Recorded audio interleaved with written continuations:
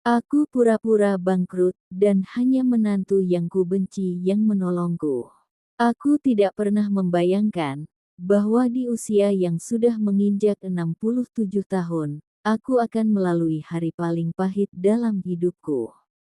Hari ketika aku harus berpura-pura bangkrut, berdiri di depan anak-anakku, dan mengatakan bahwa aku tidak punya apa-apa lagi. Hari ketika aku harus memohon hanya untuk meminta sebuah kamar kecil sebagai tempat tinggal sementara. Dan hari itu, aku sadar bahwa dunia tidak lagi seperti dulu. Aku sadar bahwa kasih sayang tidak selalu datang dari darah daging sendiri. Namaku Sarman. Aku adalah seorang ayah yang dulu bangga pada keluarganya. Rumahku besar, usaha warung sembako yang dulu kubangun menghidupi banyak orang, dan masa mudaku kuhabiskan bekerja tanpa kenal lelah demi memberi yang terbaik untuk istri dan anak-anakku. Tapi sejak istriku meninggal 3 tahun lalu, semuanya berubah. Rumah yang dulu hangat kini terasa seperti bangunan kosong yang dingin. Suara tawa yang dulu memenuhi ruang tamu kini hilang. Dan perlahan, anak-anakku menjauh dariku. Mereka datang hanya ketika butuh uang. Selebihnya, mereka menghilang seperti angin. Awalnya aku memaklumi. Mungkin mereka sibuk. Mungkin mereka punya keluarga yang harus diurus. Tapi ketika aku sakit, ketika tubuhku menggigil dan kepalaku terasa seperti pecah, tidak satu pun dari mereka yang datang. Tidak satu pun yang mengetuk pintu rumah, sekadar bertanya, "Ayah butuh apa?" Padahal dulu, setiap kali mereka sakit, aku rela begadang, memeluk mereka, mengangkat mereka, mengobati mereka. Aku lakukan semuanya tanpa mengeluh. Tapi ketika aku sakit, tak ada yang peduli. Dari semua anakku, ada satu yang paling sering membuatku kesal, istri dari anak bungsuku, Rina. Entah kenapa, aku tidak pernah benar-benar menyukainya. Mungkin karena dia terlalu mirip istriku.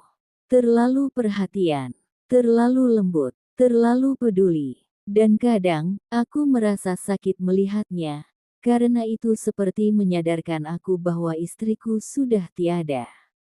Kadang manusia membenci sesuatu bukan karena buruk, tapi karena mengingatkan pada luka yang belum sembuh.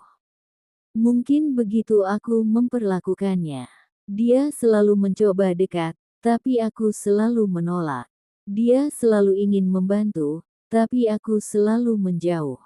Dia tersenyum, aku berpaling. Dia menyapa, aku pura-pura tidak dengar.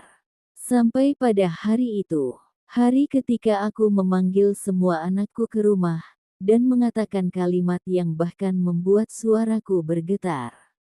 Ayah bangkrut, uang ayah habis, rumah ini mau disita. Aku menunggu reaksi sedih dari wajah mereka. Menunggu kekhawatiran, menunggu pelukan. Tapi tidak, yang muncul justru kemarahan. Mereka marah, karena menurut mereka aku tidak menjaga uang.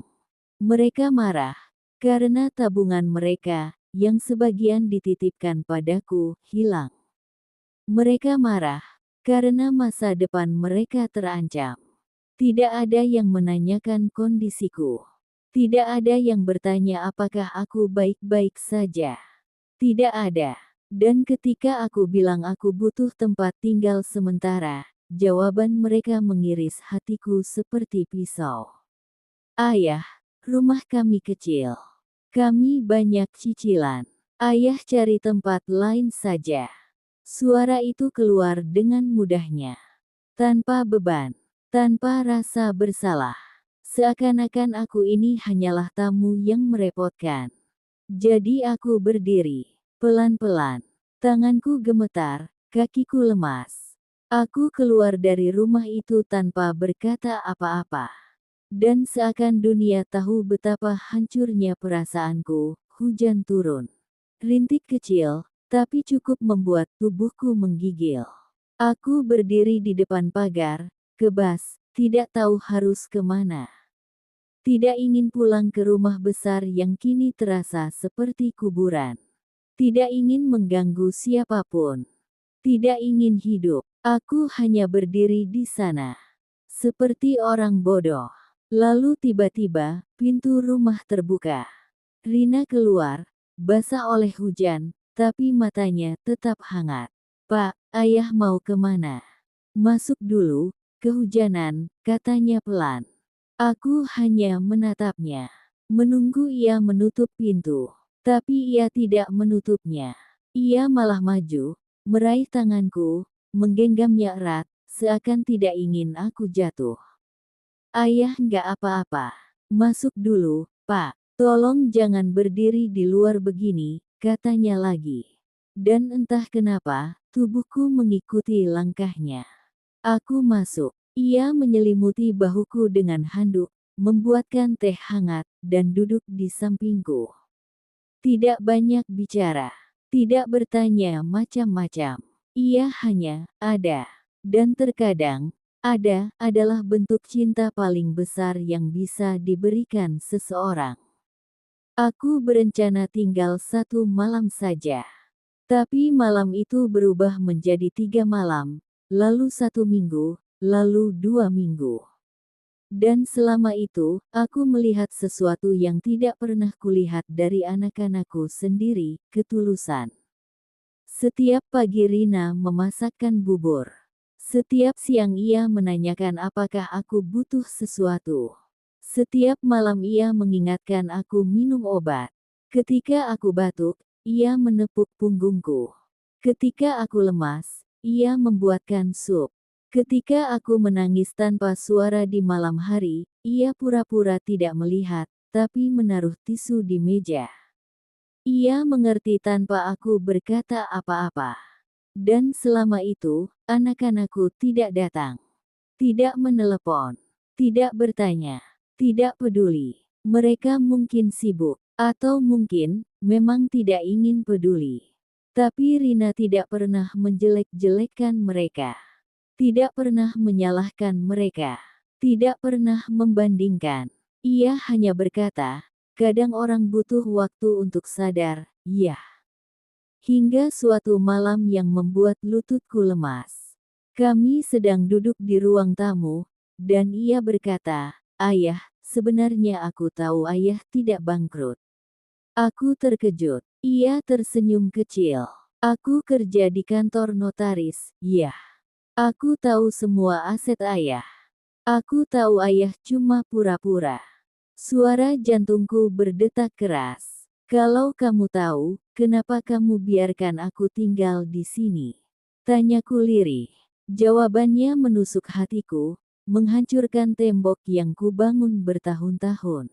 "Karena ayah bukan bangkrut uang, ayah bangkrut perasaan." Kata itu membuatku menunduk, menangis. Suaraku pecah ketika aku berkata, "Maafkan ayah, Rin," tapi ia menggeleng. "Aku nggak butuh permintaan maaf, ya. Aku cuma ingin ayah tahu, ayah tidak sendirian."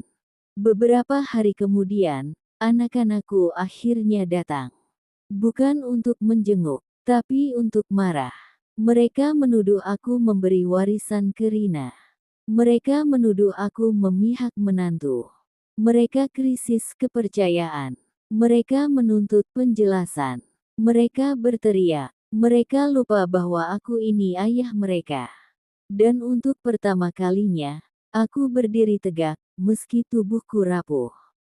Aku berkata pelan, "Kalau kalian datang bukan untuk menanyakan keadaan ayah, kalian boleh pergi." Mereka terdiam. Mata mereka membelalak. Mereka tidak percaya aku membela wanita yang selama ini kuperlakukan dengan buruk. Tapi itu kenyataannya. Karena dialah satu-satunya yang memperlakukan aku sebagai manusia, bukan mesin uang. Mereka pergi. Tidak ada pelukan. Tidak ada maaf. Tidak ada perhatian. Hanya pintu yang dibanting keras. Malam itu, aku menatap Rina. Aku memberikan sepucuk surat. Ia bingung. "Ini apa, Yah?" Aku menarik napas panjang. Ini surat kepemilikan rumah. Untuk cucu-cucu nanti. Bukan untuk kamu. Tapi aku titipkan pada kamu.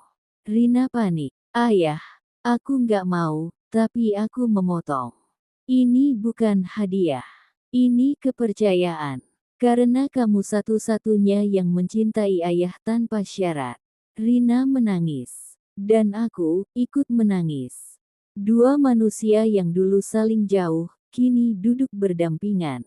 Bukan karena hubungan darah. Tapi karena takdir mempertemukan dua hati yang sama-sama terluka. Hari itu aku sadar, bahwa kadang keluarga bukan tentang darah. Bukan tentang siapa yang lahir dari tubuh siapa. Tapi tentang siapa yang memelukmu saat dunia meninggalkanmu. Tentang siapa yang membuatmu merasa hidup kembali. Tentang siapa yang bertahan, meski tidak punya kewajiban. Dan di usia 67 tahun, aku akhirnya kaya kembali. Bukan kaya harta, tapi kaya hati. Karena aku menemukan keluarga yang benar-benar peduli. Bukan anakku, bukan saudara kandungku, tapi menantu perempuan yang dulu begitu ku benci. Kadang Tuhan sembunyikan kasih sayang di tempat yang tidak kita duga. Dan aku bersyukur, aku akhirnya menemukannya sebelum terlambat.